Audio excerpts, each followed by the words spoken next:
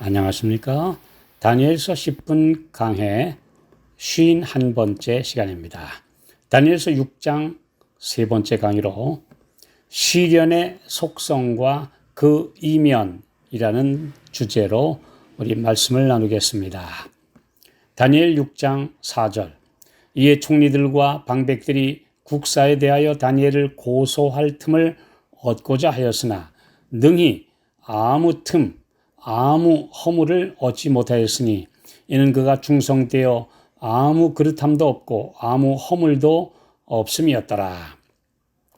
다니엘이 세 총리 중 한 사람에서 뛰어난 능력을 인정받아 1인 지하의 만인 지상의 자리에 오를 상황이 되자 평소에 시기 질투를 품고 있던 권력자들이 움직이기 시작했습니다. 국가의 권력 서열에서 밀려나게 된 2명의 총리들과 그들을 따르는 장관들 그리고 도지사들이 정적 그룹으로 뭉쳐서 그를 제거하기 위해 함정을 만들게 됩니다. 시련에는 두 가지가 있습니다.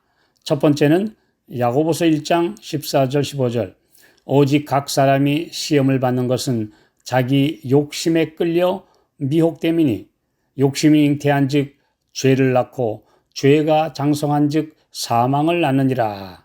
이 대부분의 시련들은 바로 자신의 욕심과 잘못으로 자초한 것들입니다.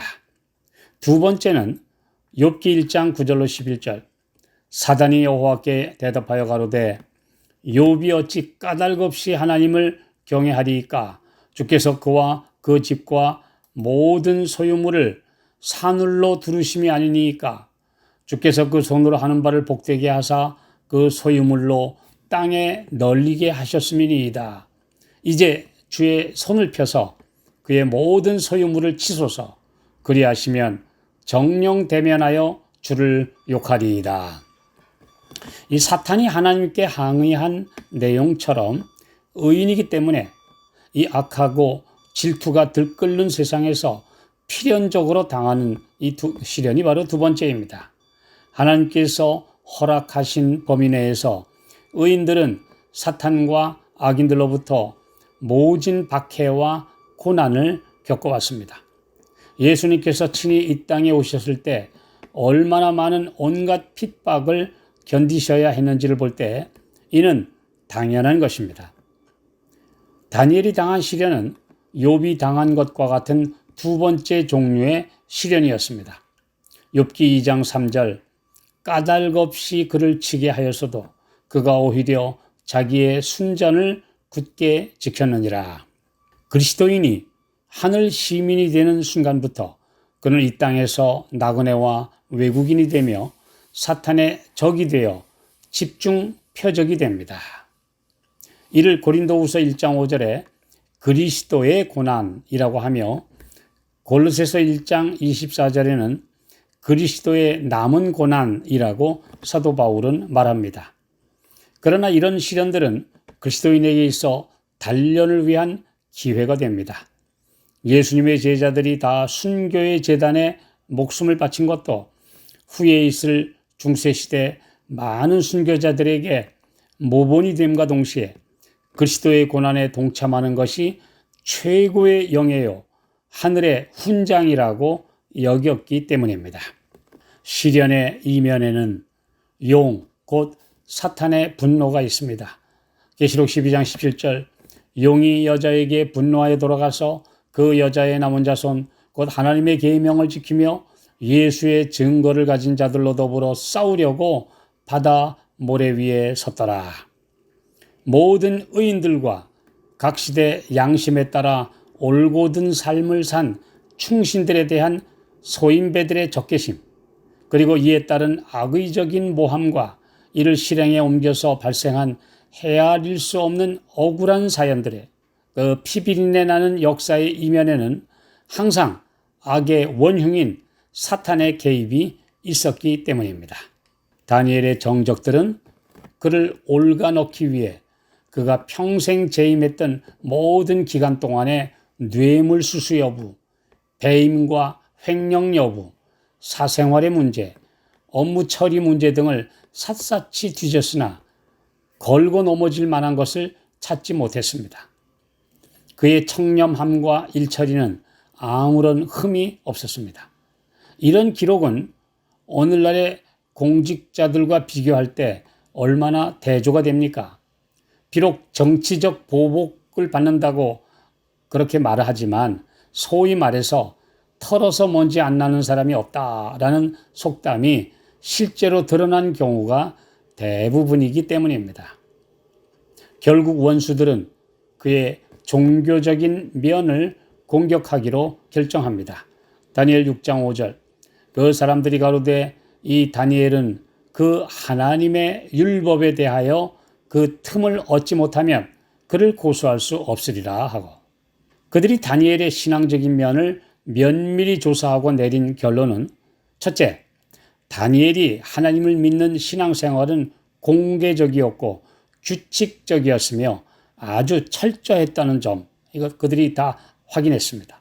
그리고 두 번째로는 그러므로 생명을 위협하는 법이 공포되더라도 그 신앙을 버리지 않을 것이라고 확신했으며, 그리고 세 번째로는 그는 위선적으로 일시적 위험을 피하기 위해 기도와 예배 행위를 몰래 숨어서 하는, 그래서 감추어서 하지 않을 것이라고 결론을 내린 것입니다.